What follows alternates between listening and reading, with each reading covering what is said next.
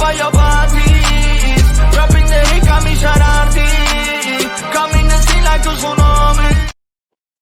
Yes, everybody, what's going on? Welcome back to another episode of Haraami United.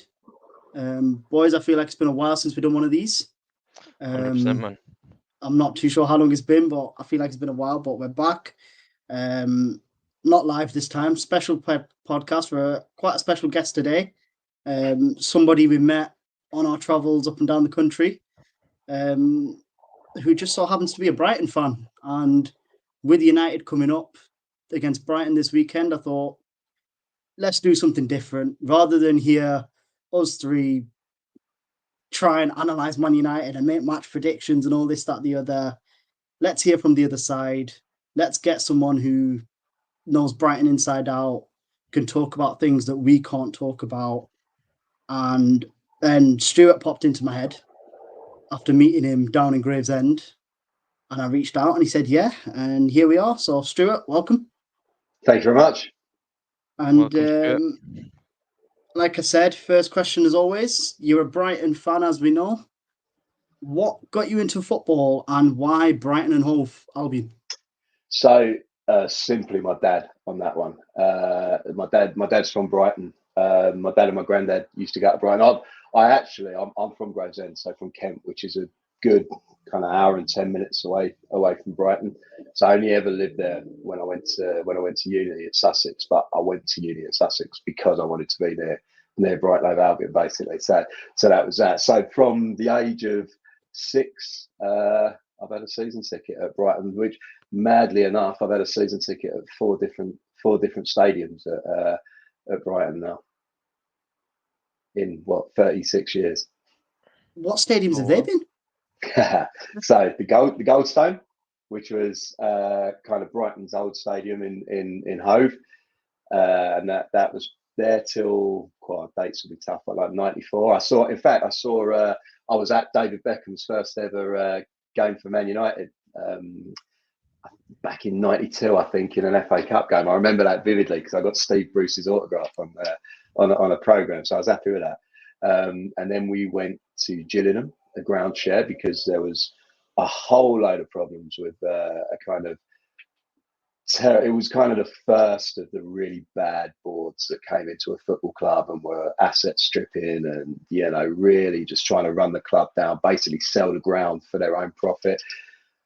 A huge amount of kind of fan pressure got them out, etc., etc. But that was the end of kind of Brighton being in Brighton. So we then ended up in Gillingham, a ground share of Gillingham. Gillingham's only down the road from me in Gravesend. So, we're talking an hour away for at least, it's in a different county. It's an hour away from Brighton fans. Then finally got back to Brighton, a stadium called the Withdean Stadium, which essentially was a council athletics track. It was the worst stadium in the country without doubt. And then the Amex was built. So there's me 4. Impressive.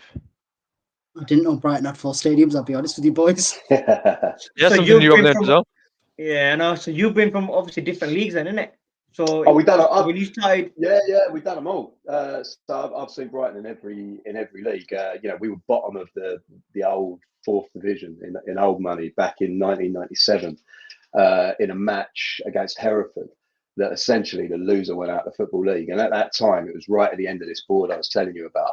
If we'd have lost that game and gone down to the conference, we'd have gone out of business. There's no doubt about that. In the end, we drew. And that pretty much saved the club. So, yeah, I've seen Brighton in every league. So, Stuart, and in Europe now. Wow. And in Europe, yeah. We'll come on to that as well in a second with the stuff behind you.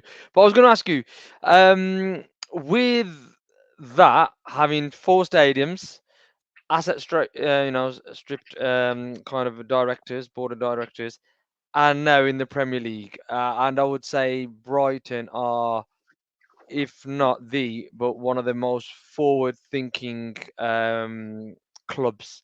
I think how, being in the position you're in at the moment, do you take it for granted? Absolutely not. No, because absolutely not. We're still absolutely riding the cusp of a wave. Every season is the best season we've ever had. It's as simple as that for the last 5 or 6 years. So no, not at all. I probably still would take 17th. You know, if offered this season, you know, I'm still in that mindset of staying in the league first. But I do appreciate as well that, you know, I go to the ground now, I look around and there's, you know, the kids now that are 17, 18 years old. We've been in the Premier League 8 years, which is mental, you know, 8 years uninterrupted. Those kids are, you know, are 18. They were 10 years old when we got to the Premier League. So they only know that. They only know Brighton spending spending money on players, Brighton being in the Premier League. I mean, I saw a stat the other day. We've actually been top of the Premier League more than we've been in the relegation zone since we've come up. You know, it's pretty crazy. But for me, you know, this is still like the absolute pinnacle. I can't kind of take any moaning at all at any point of any time when we've been in the Premier League, because I stood in the rain in Gillingham and, you know, terrible grounds watching us play at the very bottom of the, you know, the old 4th division, and we were rubbish, you know, really bad. I was just going to ask on the back of that, sorry, boys.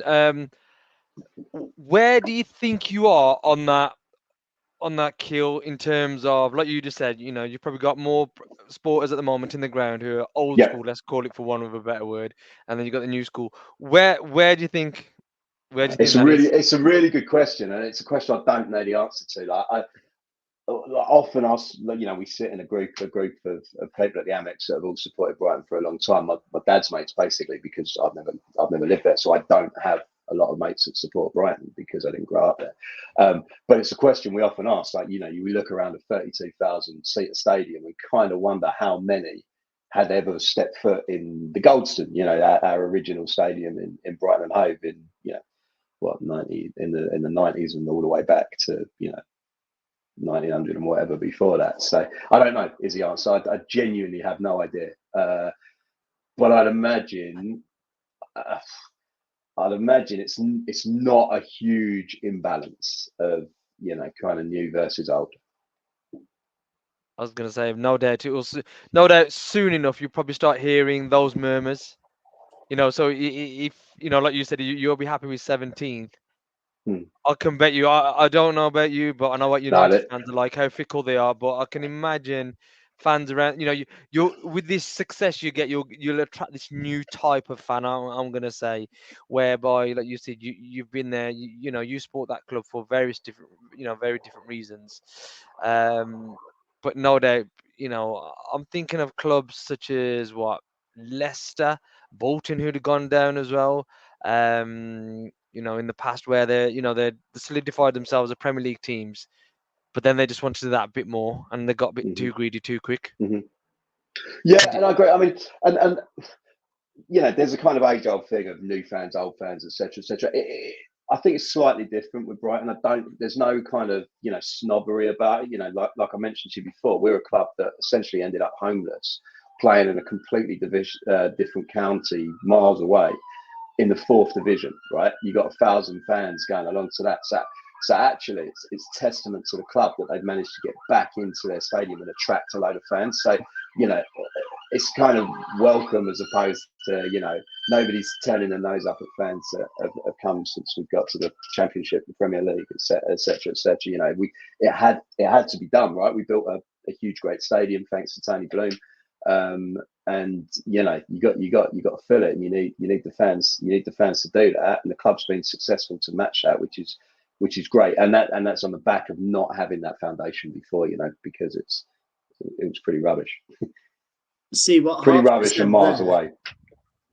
Yeah, what Harps just said there about this new breed of fans. I thought you were going to talk about Player FC. You know how like United fans have Martial FC. I was thinking in my head, like, how long before Brighton fans have Mitoma FC and Sarmiento FC? That exists, man, like massively. So, you know, you only have to go on a Brighton Facebook page, and it still blows my mind to, you know, when we've had Kara Mitoma, you know, the amount of Japanese fans now at the Amex is unbelievable, right? Since Mitoma came in. We've signed a few African boys recently, and you know, the number of fans that have engaged on Twitter and Facebook and stuff like that since they've come in is huge as well. So I absolutely kind of get that, but again, it's nice to see. Yeah, as I say, you've probably got something. Go on, Hops. Go on. No, go on. I want to pick up on something. You said you've watched Brighton in every league. Now, Yeah. speaking of leagues, we've been watching the same team, in fact, the four of us, in a league way, way down the pyramid. Yep. Punjab United. The mighty Punjab United, yeah. Yeah, the mighty Punjab. Talk to us about that. How did that come about? I mean, like you've been there, you felt it. It's such a great club, right? It's unreal. So where I'm sat now is less than a 5-minute walk away from the ground. Yeah, so I've lived there 13, 14 years. But to my shame, I didn't know the club existed up to a year ago. And this is a guy who goes to football, you know, home and away every week. I'll go and see I'll consume as much football as you can throw at me. I didn't know there was a club at the top of the hill, just up there. And I kind of walked the dog one day and found the stadium and came home to my wife and gone, you're not going to believe this. I found a football stadium up the hill called Punjab United. Looked on the internet, found the next fixture, which was a pre-season friendly, and pretty much have been almost, you know, every game since, barring a few that have clashed with Brighton because of the season ticket. But touch wood, that's not too many because of. I used to hate the TV changes and stuff like that when Sky got involved and moved matches around. It was absolute nightmare. But now I love it because it means any change from a Saturday 3 o'clock means I get to see Punjab United. And in fact, next Saturday I'm going to the Emirates for Arsenal Brighton 12:30 kickoff at the Emirates, and I reckon I'll be back for half time. I'll be here by half time up the Punjab as well for a 3 o'clock kickoff in the FA Cup. Pretty sure I'll have to hang on. So you're going to do Arsenal Brighton Saturday, and then next Saturday, I think Punjab playing in the FA Cup, ain't they? That's it, yeah. Round. Yeah, just up the. They're playing not this Saturday, next Saturday. So unfortunately, I will miss this Saturday because I'm at Brighton United. But next Saturday, early kickoff in London, 12:30. I'm pretty sure I'll get there.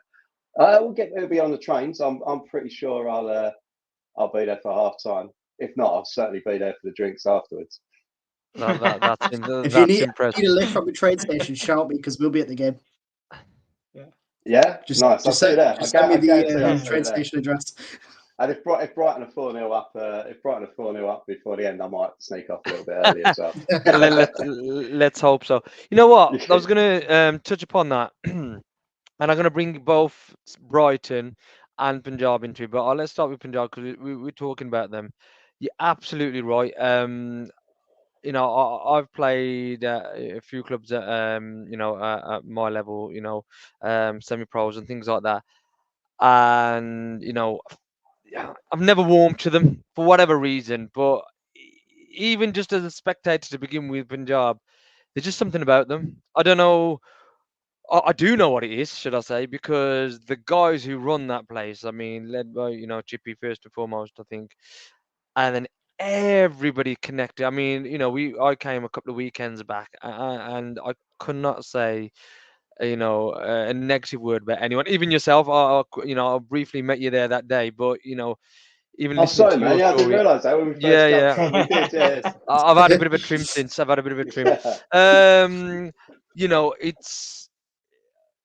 what is it? Why is everybody like that there? I suppose that's the question.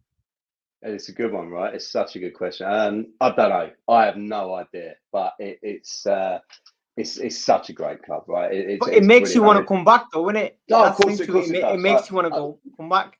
Yeah, it's like we said in the car park outside. Where the hell were we the other day? Where were we on Saturday? What's the name of the place? Russell.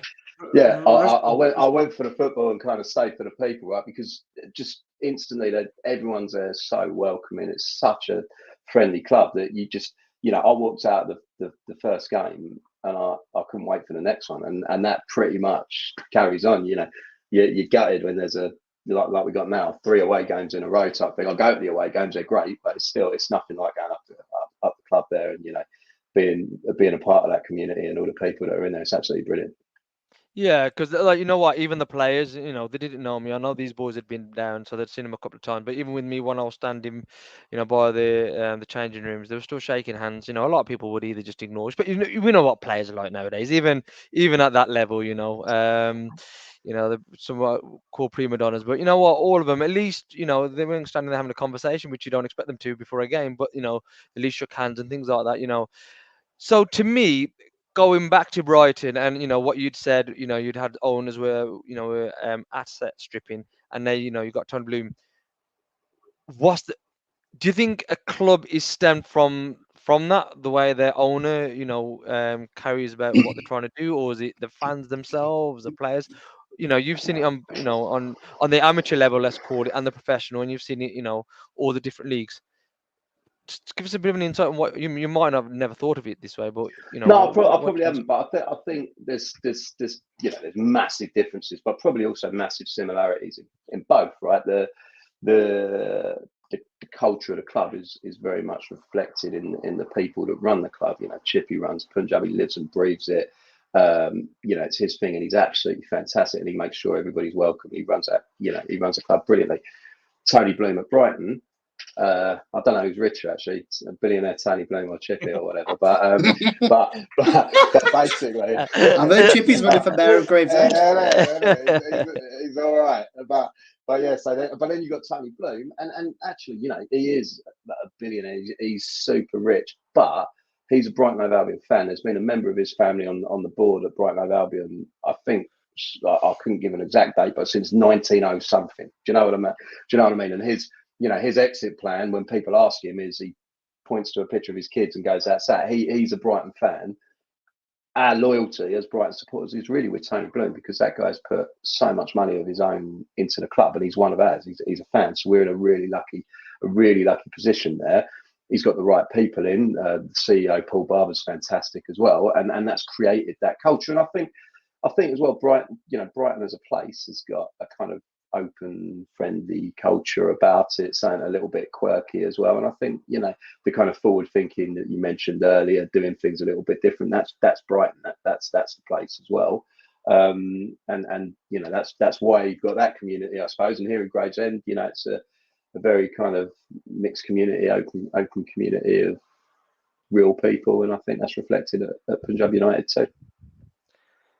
Yeah, I was gonna say, sorry, Aki, let me just final thing on this. Yeah, I was gonna say, yeah, I think Tony Bloom kind of leads that, and like you said, there's no coincidence he's put in place the things that he has.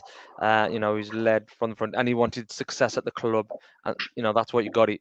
Similar with Chippy, like you said, you can see he lives and breathes the way he is. You can see everybody else is there as well, so it's no coincidence.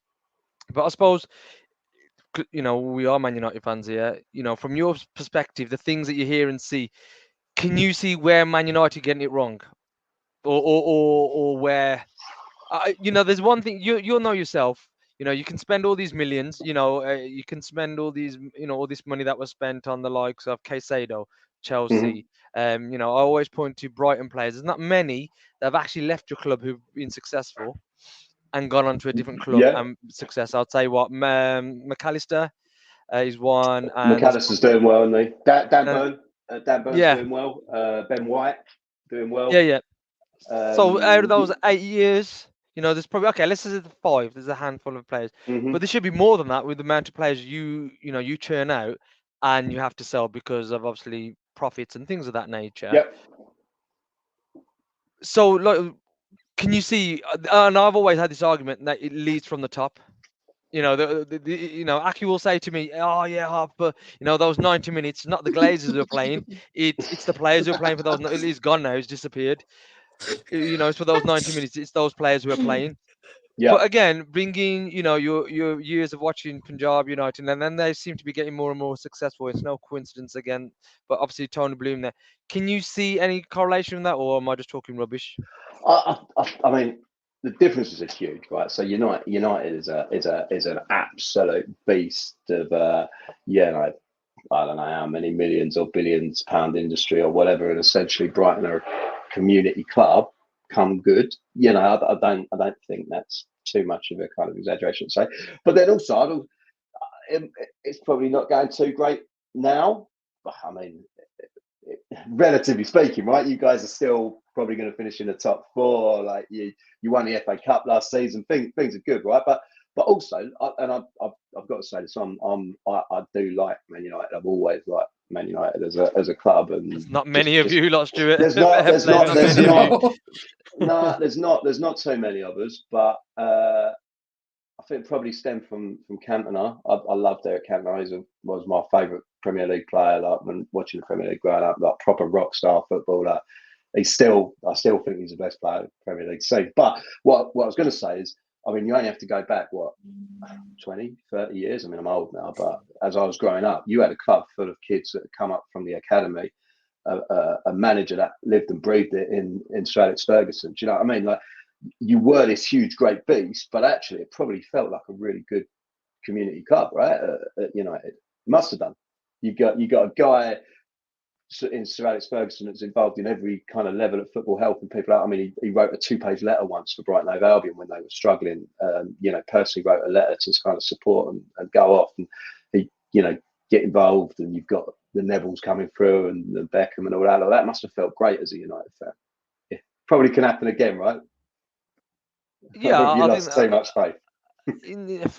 No, like I said, to me, it is, like I says, Tony Bloom come with a plan. It's we're using data. Obviously he's in the gambling business. He's done well out of that, so he's going to copy and paste it here. But not only that, like I said, he wanted success for the club. Like you said, he's put money, his own money in. I never see as the size of a club how it makes you feel. You have to lead from the top. We all work for different organisations. Trillion, dollar worth organisations. But you can always see the successful ones to the not so successful ones. It's the leadership up front, at top, should I say? And that's why like I says, when you mentioned earlier about Brighton nearly going out of business and to where you are now, and again, even the likes of Chippy, how much the guys at the top kind of filter things down. You know what I mean? So I just thought I'd get your opinion you on had that. it tough, right, with the Glazers. Like I don't know that there'd be. I don't know enough about it other than from a very basic level, kind of what I've heard. These guys essentially we came like in. them. Yeah, they came in and financed it with debt, essentially, right? Without putting their hands into their own pockets and just did that. That's never going to feel great, is it? As a supporter of a club, kind of minimum skin in the game, I suppose. It's going to leave a sour taste a little bit. Stewart, when you go to a Brighton game, not now, but back in the days when they were in the lower leagues and stuff, and when you go to the Steve Cook Stadium with Punjab, when you see the likes of Chippy, and then obviously when you look at Brighton back then, did you used to, like, now when you go to Punjab, do you see more of a resemblance in terms of looking at Punjab, Chippy, and then going back to your old memory? And like, I used to go to Brighton game, and it was always, whenever I've been watching Brighton, it's always been in the Football League, right? And whether it's down in the 4th division, it's still in the Football League. So it is still different to a non-league club like that. But Tony Bloom still gets to train to away games.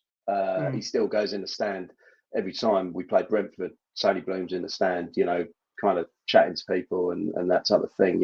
He's there. It's not just a huge disconnect, but there's never been a situation in which you're in a bar having a drink, at the ground with the manager and the players after and stuff like that. Would be nice. So what you're saying? Are you saying Chippy doesn't get the train? He just gets a chopper. Yeah, that's it. Yeah, helicopter. No, but what I mean though, He'll kill me when he was. Stephen, what I mean though is, when you look at on the pitch, the way he's done it all, as in like from the management time, like Harps was saying, from the top to the bottom, the way it is, do you see like a resemblance in there between Punjab, Chippy, and then you look at Brighton when you used to go to the lower league games with Tom Bloom there? So, in terms of the culture? Yeah. It is a tough one because, I mean, Tony Bloom's relatively new as well, relatively new, probably 15 years. So he wasn't there. Well, he was there as a fan, but not as the owner when we were in the 4th division. But like I said, the biggest kind of comparison I can give is the community feel, really.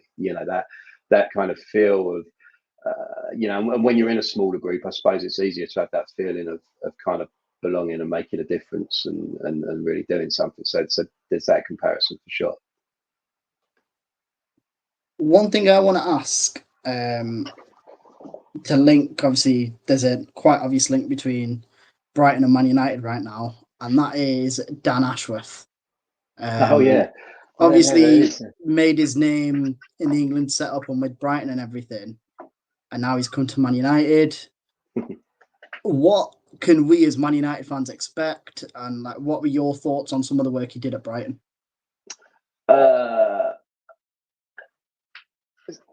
Again, like, without knowing the machinations of what happens behind the scenes, with someone like a technical director, I think what, and this is obviously all kind of secondhand and reading and hearing about it and stuff like that, but what Dan Ashworth seemingly did at the club was he came in with a good reputation. He came in with a strong reputation within the England setup, right? So it's probably not great for Man United fans, but for us, I think it was a Dan Ashworth connection that brought us Adam Lallana, Danny Welbeck, and that was huge for us because they were really experienced pros coming into a side of youngsters. Do you know what I mean? And we needed that those guys to help, and their attitude has really pushed the club on.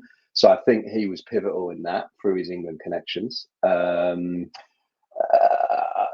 terms of the other stuff he does, I mean, how much do you know about the kind of day-to-day workings of the football administrators, right? The technical directors. But I think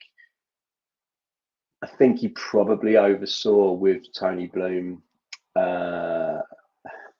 It's always harsh talking about, but essentially the exit of Chris Hughton and then Graham Potter coming in, which was quite a controversial thing at the time because Hughton had kept us up. He'd done nothing wrong. He was great, but I think that was that progression into playing better football and having the mindset of actually we don't just need to survive. We can play good football and make a real fist of it. And as I'm saying this, I realise another huge influence of Dan Ashworth that there was strong rumours about with Manchester United is Graham Potter, right? Dan Ashworth at England had tracked Graham Potter throughout his kind of career, the university football over in Sweden. I think he was either in Ghana doing something over there as well. And then, he was pivotal in bringing Potter in and kind of, knowing that was what he had because England were tracking him. And I think that's why all the links were there for Man United, right? Everyone was talking about Potter to Man United, and that was that kind of Dan Ashworth link as well. I never thought about that. You guys don't seem super excited on that. I never thought about that with Potter. I didn't think of that connection. That's No, it was that. It was that. That kind of England connection. I think that was the big thing. I wouldn't say massively on the transfers because, as we've seen, our transfers are kind of found through Tony Bloom's algorithms and data and all this type of stuff. That's how they're found. So, Chelsea have come along and bought, everything, including the sofas at Brighton, and they still can't replicate exactly what's happened there because they can't buy the most important piece in the jigsaw, which is Tony Bloom, right? And it's his my next question. Data, Yeah, you'll see me nodding my head quite a lot there because even in the Twitter spaces and all the other things that I've always said that about Tony Bloom, I was reading this football data book as well. He was good friends with the Brentford guy. I forget his name. Yeah. You mentioned Matthew Brentford. Yeah. That's it. I think they've had a bit of a falling out, but yeah, they kind of Big both do falling the out. similar. Yeah, they both do the similar thing where they started from the gambling and then they brought it into football. But Tony Bloom, as you rightly said, and this is why I'm not personally convinced by Dan Ashworth. I've not seen anything of him. I think you kind of alluded to that there, Dan Ashworth and Tony Bloom about Chris Hughton. I think Tony Bloom, I don't know where it is. I'm sure he's got just his own key in this one room, that sacred room at Brighton that nobody's allowed to go in. It's just him and maybe one of his children or something of that nature. I think that if Chelsea won anything, it's that room and Tony Bloom somehow. I think everything else, you can't replicate it because, like you said, it's Tony Bloom, and that's why I go back to the top again. Tony Bloom and what he's brought and how it transcends down the rest of the club. Yeah, sorry, we're super lucky to have him. Super lucky to have him. Yeah, I mean that's what I was going to say, Harbs. Obviously, when Chelsea took Potter, they took all of the staff plus, like you said, half the squad, and they've been unable to replicate. Me at one point. I thought they'd be offering me money to go. And You think watch you were it. getting a box at Stamford Bridge? Oh my! They took everything. They took everything. But so obviously that happened, and then obviously Newcastle took down Ashworth. I don't know, there's rumours he wasn't that influential. There was rumours he has been that influential, at Newcastle with signings. So for me, it was, what is the secret? Because you guys just seem to keep chugging along, and it does appear to be Tony Bloom. It's kind of you got it right. It's kind of the secret is the secret. That's what it is. Like it's that kind of data driven. Whatever he does with the data that I certainly don't know about, but it's kind of the way it works. I think just from reading the same thing as you, Harps, it's kind of how he runs the gambling side of it in terms of using data to, I don't know, beat the odds and do whatever and identify what's going on all around the world. That's the same way we do the transfers, completely different to a kind of, I suppose, historical model of we don't have scouts knocking around the world. We just don't. It's all kind of, I suppose, in some little cupboard somewhere, a load of people with laptops or whatever, and that's how it's done. It's like, what was that book? Remember the people that used to live in, is it The Borrowers? That used to live in the Shoe or something? Something like that. I can't remember. Come on, lads, help me out. Yeah, You're on your own there, Afzal. I'm guy, talking about football data, and you're talking about borrowers Yeah, but that's what I'm living in thinking. a shoe. That's where the secret of Brighton is. Like, it's just so far hidden that no one's going to get to it. But I think there are probably a lot of clubs doing it now, right? There's a lot of clubs doing it. There's a lot of clubs doing it their way, and they'll be doing something. Everyone will be doing something slightly different. Stuart, I just want to switch it up a little bit here, if that's okay with you boys. Just on a bit of a personal level. I mean, first and foremost, when we just hooked up on this call, we just saw those pictures behind you. I think you mentioned your wife had, but I said great comics, and I think you said your wife had bought them. But what are they actually? So it's so last year, obviously, we got to Europe for the first time, which was fantastic, absolutely fantastic. Something I never imagined could happen. And for each of the teams that we drew in the group stages of the Europa League, Brighton commissioned, I think, a local artist to essentially make a kind of comic strip commemorative print for it. And each one of them was for the different matches. And because I went to all of them, all the away games, just me and my dad, which was unbelievable. I mean, it was such a nice thing to do, and probably something quite strange. You don't get the opportunity to just go with your dad. Usually it'd be all the family, your mum, whatever. It's just me and my dad. We went out to Marseille and Amsterdam and Athens and had the absolute best time. So it's brilliant. So just kind of, I suppose, the club's way to commemorate that in a print, but my way to commemorate pretty much, three of the greatest match experiences without doubt I've ever had watching football. Going out to these places, and madly we didn't lose. We won two and drew one in the Ajax Amsterdam Arena, Ajax, and that stadium Marseille is unbelievable. The atmosphere there is hot. It's incredible, and that was some game, and the same in Athens. Yeah, I suppose we don't talk too much about Marseille, De Zerbi, and all that business, but no, Just going to ask as you about De said, Zerbi. amazing. But keep it on the personal level, if you don't mind. Obviously, as you know, our channel, you got three brown faces here. We kind of started up as what we like to say is representing the underrepresented, and I've got to know that your wife is from Punjabi background. No, Gujarati background. That's fine. Yeah. That's fine. Yeah. I was going to say, what have you learned in the Gujarati background compared to living in Gravesend? Let me call for one of a better word, a white culture. How does it differ much? Or does it differ much? Oh, it's a really tough. I'd say so. Gravesend's a pretty multicultural place. Yeah. As a town, I went to a school that a huge Sikh community in Gravesend, not a large Gujarati community. My wife's originally from Leicester, so Gravesend's pretty multicultural. But where I come from is like a village, 10 miles outside of Gravesend, and that was not multicultural at all. It's just a very white village. But I don't know. It's just great to be surrounded by people with different cultures, and it just brings such a kind of a wealth of everything to I think personally to like, you know, live in and having the experience of different people, whether you're white, brown, whatever, Italian, English, you know, from France, you know, just that kind of meeting people with different cultures is one of life's great things, and makes you educated more. Yeah, I can imagine, especially with the recent events. You know, I suppose we don't want to touch upon it too much. Like you said, it's just crazy, and I think a lot of these people are just doing it just to get attention more than anything else. I don't think actually, especially in this day and age, I don't think there are probably one or two people, you know, let's call it, you know, racist, but I don't think they are, because I think from back in the day, especially when I was younger as well, I think we moved on so much. I just think people want attention. As bad as that's, I don't know whether I'm underplaying it, but I think a lot of people just want attention. It's just completely depressing, right? Just a completely Yeah. depressing situation that thankfully kind of seemed to contain to like a week and not spread. But you know, that's not me underplaying the roots that are probably out there and whatever. But yeah, what a miserable time that was. We actually we came down the night after it all kicked off, when we decided to drive down in the middle of the night because Akil had a bright idea.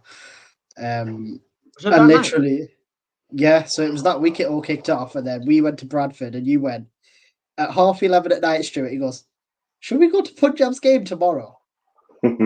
I've got on the phone to Palm, and he's not answering his phone. Chippy's not answering his phone. Palm's eventually rang me back, and he's gone, why are you ringing me at this time? Are you pissed? And I'm like, Palm, I don't drink him. So why are you ringing me at midnight?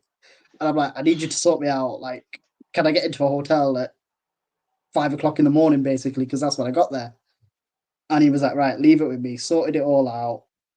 And then he saw us in the morning, and he looked at us both and went, what, Manchester not safe anymore that you came to Gravesend? I was like, really? I thought, you know what? He's actually not wrong. Like, the community within Gravesend, like, from what I've experienced being there,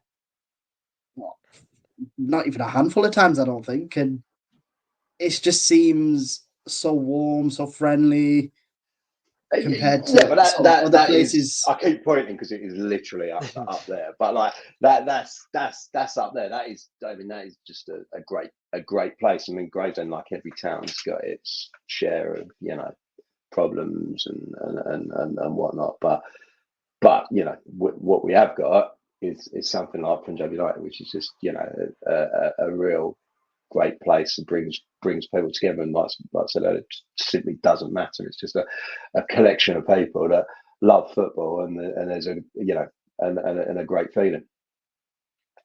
Did you know the lads before, like Pee Wee and them lot? Did you know any of them before Punjab, or not one of them? Not one of them, not for 1 minute. No, not one of them, not for 1 minute. So you met everyone through the club? Every single one of them goes through the club. Yeah. Although weirdly, you know, Paul the kit man.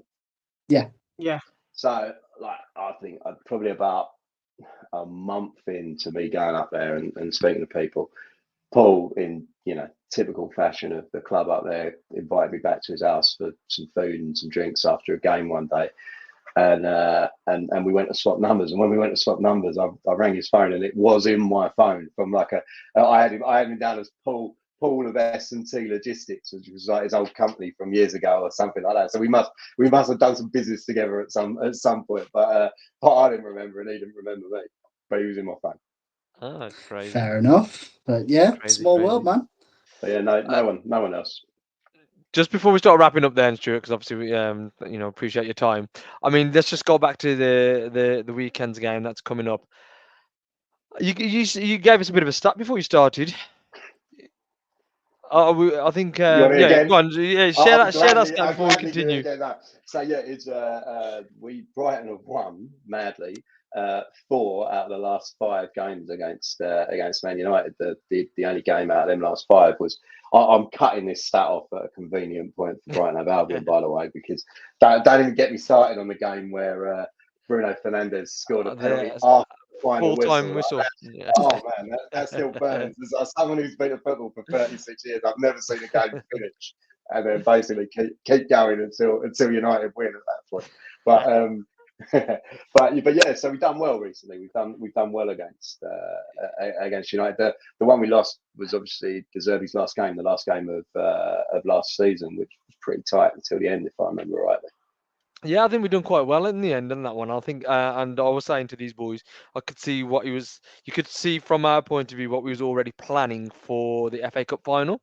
Because you're not too dissimilar to City. Obviously, I'm not going to compare you too much, but you could see what City do. You kind of similar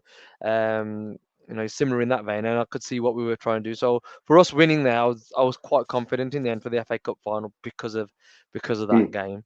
But I mean, this weekend then, how you feeling? Because I think what we was all saying, we was all quite confident until you told us that stat. So you changed the mood in the camp. Well, I'll throw one at you that will help. We don't have Pascal Gross anymore, and he loves scoring against Man United, right? Like, I think he scored in probably all of those games. He loved the goal against Manchester United, so we don't have him anymore.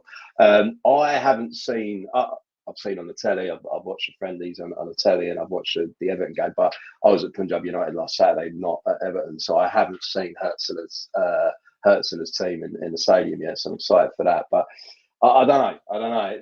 It's one of those. I think first 10, 15 minutes, 20 minutes is going to be kind of all important. I mean, we played well on Saturday against Everton, but also we were quite lucky. Like with any match, any game of football, the moments change the games, and Everton could have scored early, and that's a completely different game at that point. So.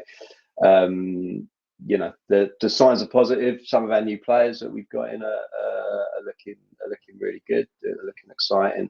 Particularly the guy Minter that we got from Newcastle, the winger from Newcastle that they kind of had to sell because of the PSR stuff. He looks fantastic. Looks basically like a left-footed Matoma, which is great because it creates some space for Welbeck and stuff like that. But it should be a good game. Yeah, it should be a good game because we'll certainly come to attack. Under Hertzler, we're a lot quicker than we were under De Zerbi, who was kind of all about slowing it down and being patient at the back and drawing the press. And we're a lot quicker and getting the ball forward now. So yeah, it should be fun. And I thought De Zerbi was too quick. So if you're saying this guy's even quicker. God help us, man. De Zerbi was slow, man. He used to have like Lewis Dunk kind of posing on the ball, stepping on the ball at centre back and antagonising the strikers to close him down and stuff. So it could be, there were games at the Amex under De Zerbi when you could literally hear the laughter because the opposition team didn't want to press, and you'd end up with just a goalkeeper standing on the ball. The opposition team refusing to press and just a complete standoff. You're essentially just watching nothing, and that was his tactic at the back. So it could be quite slow. Whereas it doesn't seem like the Hertzler teams are doing that. We're getting the ball forward quickly. Wing play, getting the ball forward quickly. I wouldn't want to make a prediction, but that's what I was going to say. You got to make a prediction. That was the next question. So now that you touched upon it, what's the prediction? You can't not predict. Come on, Stuart. It's second game of the season. Let's go 2-1 Brighton with the heart. Appreciating that, but I wouldn't be surprised if it was 2-2. I wouldn't be surprised if it was 2-2. So either way, you're confident you're going to get a result. Yeah, I think so. I'd like to think. I'm not confident. I'm never confident, but I'm not going into it thinking, which is mad, right? Brighton v Man United, like under Houghton or even before that, you'd be like, we got no chance. But no, I mean, we've historically done quite well against Manchester United, and I think it'll be a decent game. I'd be disappointed if we lost. I think that's a positive step. But I'll go then. I'm going to go next. I'll say 2-1 United. Balance that one out. Got you two boys left now. I'll go 1-1. What was that, Manzi? 1-1. Sitting on the fence as always. Go on then. I was 2-0 until I heard that start. 2-0 United. Yeah, I was 2-0 United until I heard that start. And judging from obviously Brighton's performance and our performance in match day 1, United 1-0. Yeah. So what was your first match again? Remind me of that. It was Fulham. 1-0, right? I think we had the Yeah. same old problems that we've been having for a while, especially season, in pre-season this year. Even the likes against Arsenal and Liverpool that we lost, we create the chances, we just can't finish them. And I actually tweeted out on the weekend, I'd love to have Danny Welbeck. Danny Welbeck would be great for us, you know. But yeah.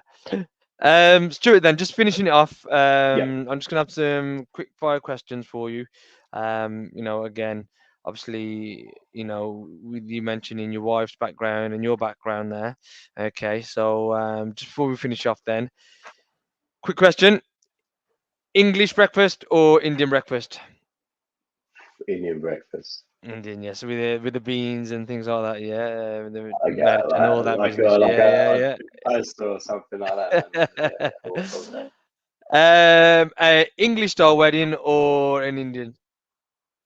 Especially Punjabi, because now that you've been to some Punjabi weddings, being in Brighton. They're a lot of fun, right? I mean, when I got married with my wife, we did a small English ceremony and then a big Indian ceremony. Because again, it's a lot more fun, right? There's a lot of noise, there's a lot of dancing, there's a lot of fun going on that you kind of don't get in an English ceremony. So Indian again. Indian again, okay. Fish and chips or butter chicken? Butter chicken, hands down. Hands down, not even a consideration. I might give you one here now, then. So the last one for me, anyway. Diwali or Christmas? I'll probably go Diwali just because the food's Really? yeah. He's one of us now. the furniture. You got the fireworks, you got the fun. Christmas, you're just sitting around talking nonsense, waiting for it to stop. I thought that was going to be Christmas then, but fair enough. No, that was all the foreign questions from our side of things then. Okay, well, Stuart, you know what? I think it's been an absolute pleasure. I mean, like I said, you kind of encompass for me what Punjab United are. Like I says, I know these boys have met you a lot more than what I've met you, but you know, even that one, although I wasn't very memorable for you, Stuart. Sorry. I remember, you know, the warm things like that there. Out there. It's a good atmosphere of having a drink in that one. I blame all the drinks and things like that on the day as well. Yeah, you know what? I hope Man United beat Brighton this weekend. However, I think next weekend, I think we're all supporting the same team, Punjab, to get to the next round of the FA Cup. I don't think coming down? These boys are probably. I'm going to the game myself on the Sunday, but these boys are coming down. So yeah, let's get that victory and to the next round, and no doubt we'll meet up again. So everybody, thank you for tuning in, subscribe and like the video as well, and you know, thank you again. Haraami, the guy that turns up on your body.